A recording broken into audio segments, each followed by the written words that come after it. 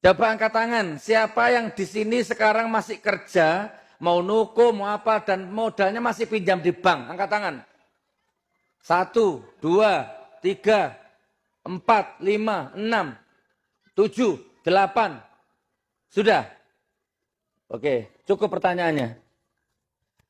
Mau saya jawab yang saklek atau bertele-tele? Pinjam Qurannya. Saya bersumpah atas nama Al-Quran. Siapapun Anda, kalau Anda bisnis, kerja, kalau uangnya, modalnya masih pinjam di bank, demi Allah Anda nggak bisa sukses. Ini jawabannya tidak bertele-tele ini. Siapapun kerja, apapun kerjaannya, mau toko, mau dagang, kalau modalnya masih minjam di bank, Anda nggak akan sukses. Perhatikan, mau berapa tahun, mau 10 tahun, mau 20 tahun, mau 40 tahun. Anda hanya semakin minum air laut, semakin diminum semakin kering, semakin sakit tenggorokanmu.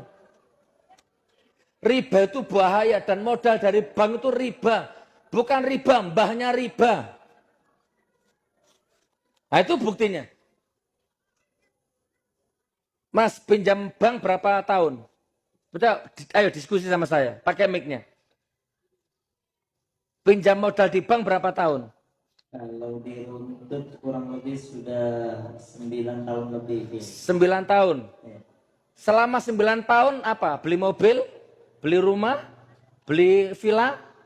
Beli mobil, beli rumah, punya aset tapi akhirnya habis. Nah, perhatikan. Anda kalau modal pakai bank bisa beli mobil, bisa nyekolahkan anak, bisa beli rumah.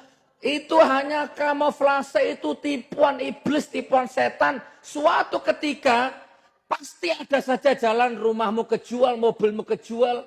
Bahkan anakmu bisa jadi fitnah untuk dirimu. Karena kamu biayai pakai uangnya riba itu, sekolahnya. Saya nggak main-main kalau ini, serius saya. Sekali sakit, langsung untuk biaya pengobatannya nggak sembuh-sembuh sampai hartanya ludes, itu pun nggak sembuh-sembuh. Jadi kalau mau saya jawab yang singkat dan tidak bertele-tele, jangan pernah kerja pakai uangnya bank. Tak kasih solusinya. Ada 3 atau 2 solusinya. Yang pertama, langsung diamputasi. Diamputasi itu bagaimana? Jual semua aset, lebih baik hidup miskin dari nol tapi nggak punya utang ke bank. Jual semua aset, tutupkan semua ribanya, hidup apa adanya dari awal. Yang kedua, dicicil pelan-pelan, rawat jalan. Iya, rawat jalan lah istilahnya ya, sambil diangsur. Tapi rawat jalan ini pun percuma, lebih baik amputasi, Pak. Orang kalau punya modal pinjam di bank, perhatikan ya. Perhatikan, kalau orang kerja modalnya pinjam di bank, pertama, dia akan punya kecenderungan berbohong, berakting, bersandiwara. Pokoknya dia akan bersandiwara dengan apapun kalau orang modalnya dari bank.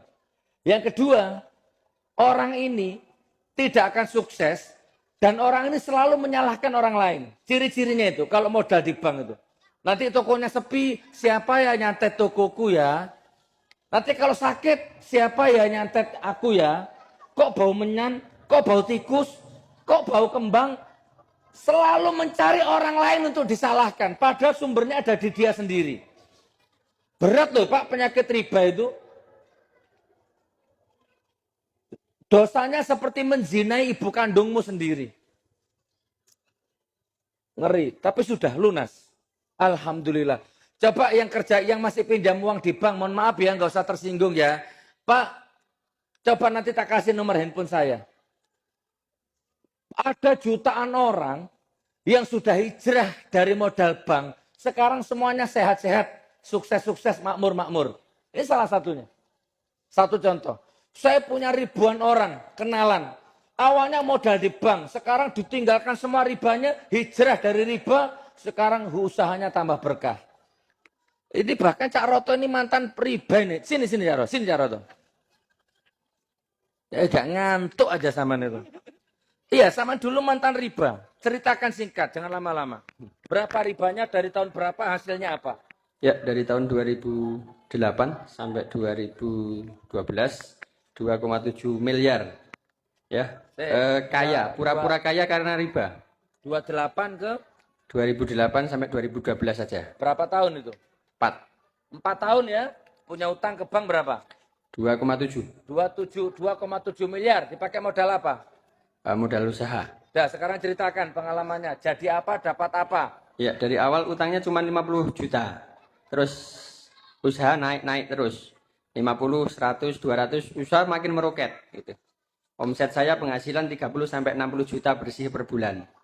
Itu saya punya mobil 7, tanah di mana-mana, rumah lumayan bagus gitu. Cuman di tahun 2011 mulai Allah hancurkan pelan-pelan. Sampai titik nadir saya dihutang 2,7 miliar, saya tidak bisa bayar. Nah itu sampai stuck, nggak bisa. Akhirnya saya tersadar ternyata memang modal dengan riba pasti Allah akan hancurkan. Karena dalilnya jelas. Orang yang memakan riba itu sama saja dengan melakukan perlawanan perang dengan Allah dan Rasulnya. Jadi tidak mungkin kita menang. Pasti kalah, pasti hancur, pasti habis. Alhamdulillah saya bertobat. Alhamdulillah ya sekarang sudah mulai kembali lagi walaupun pelan-pelan seperti itu. Melunasi 2 miliar itu gimana? Ya 2,7 miliar itu akhirnya ikhtiar pelan-pelan semuanya ditinggalkan, sudah tidak riba lagi, aset-aset akhirnya kelelang, kejual semuanya. Tapi dalam waktu 4 tahun Allah kembalikan dengan pelan-pelan. Akhirnya kembali lagi semuanya. Seperti itu. Dan sekarang sehat, seger, pikiran enteng, nggak punya utang. Santai, rileks. Cukup. Cukup. Ya, Bu, Bapak, jangan tersinggung ya.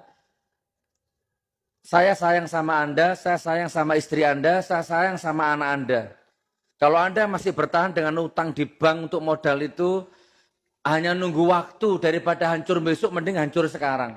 Selesaikan sekarang. Mobil 7, rumah miliaran, terus itu hanya tipuan, nanti akan tiba semuanya hancur, cur-cur, nggak ada bekasnya. Belum dosanya. Ya Allah, mudah-mudahan orang-orang sini tidak lagi pinjam hutang riba untuk modal usahanya. Dimakan istrinya, dimakan anaknya, untuk biaya kuliah anaknya, ya Allah. Nanti kalau ada apa-apa sibuk nyalahkan orang lain. Buntu pikirannya, buntu ilmunya. Takbir. Pak Kapolsek punya utang di bank juga. Alhamdulillah. Tepuk tangan untuk Pak Kapolsek.